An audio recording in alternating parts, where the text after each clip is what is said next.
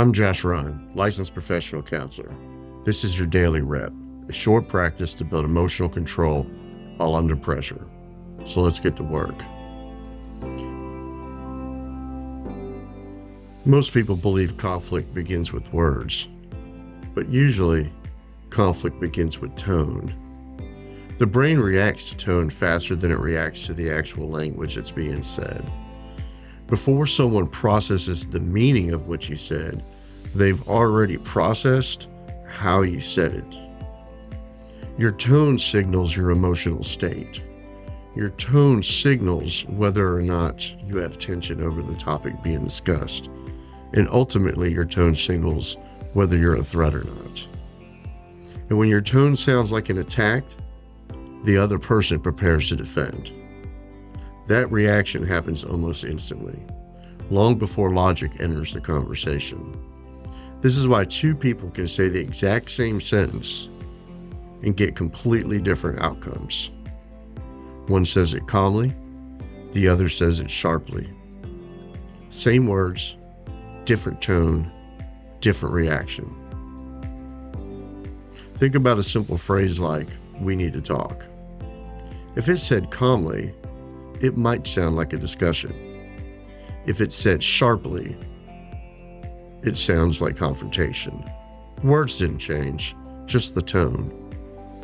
The tone is what your nervous system responds to. This is where reactivity begins.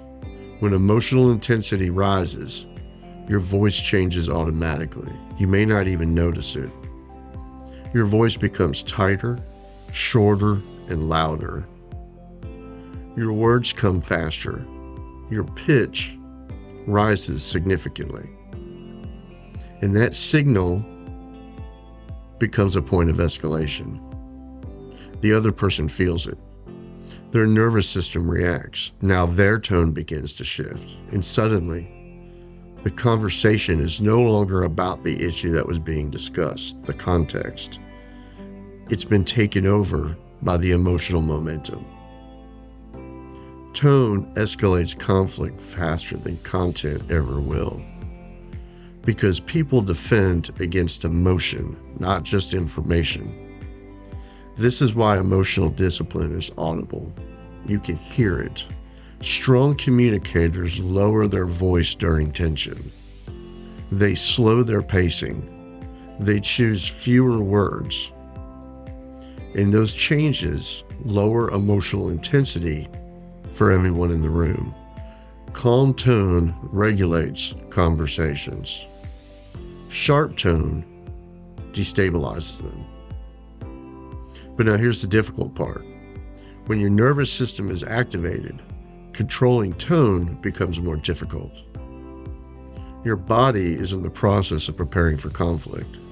Your adrenaline rises, your muscles tighten, your breathing shortens, and your voice just naturally begins to follow your physiology.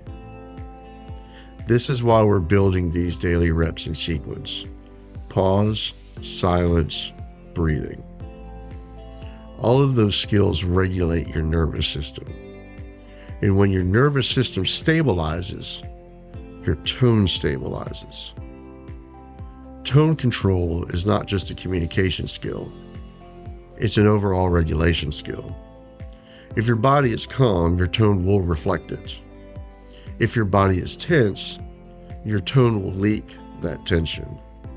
And tone leakage is what escalates small disagreements into full-fledged arguments.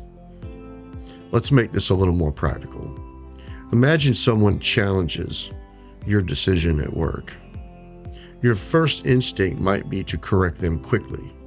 You respond with something like, "That's not what happened." But the tone carries the frustration. The words are neutral, however, the tone is not. Now the other person begins to feel like they're being attacked. So they go into defense mode and begin to defend themselves. So now your tone sharpens again, and suddenly the conversation is escalated, even though the words themselves were not naturally aggressive. Tone did the damage. Now imagine the same moment handled differently. Someone challenges your decision. Instead of responding immediately, you begin to pause. You take that one slow breath. You intentionally lower your voice slightly, and you simply say, let's walk through that. Same situation, completely different outcome. Tone slowed the conflict. Tone created the space. Tone allowed the conversation to stay productive and within the context of the conversation or issue that's being discussed. Strong leaders understand this instinctively. When emotions rise in the room, they lower their voice and they slow their words. They bring the intensity down instead of trying to match it. That's leadership under pressure. Reactive people just mirror escalation. Disciplined people regulate their emotion. And tone is one of the fastest tools you have to change the direction of a conversation. So today's rep. In your next difficult conversation, focus on one thing, your tone. Not the argument, not your explanation, just simply your tone. Slow your speech slightly. Lower your volume just a bit. Add 1 extra second between each sentence. Those small adjustments regulate the entire interaction, because when your tone is calm, the room tends to follow in that direction. We're still within pillar 2 of pause and respond, the power of the pause. And the pause doesn't just control your reaction, it controls your delivery. And delivery determines how your message lands. If you're serious about building emotional discipline, stay with us in this process. We're still on week 2 of the 30-day discipline run. 30 reps, 30 opportunities to practice control under pressure.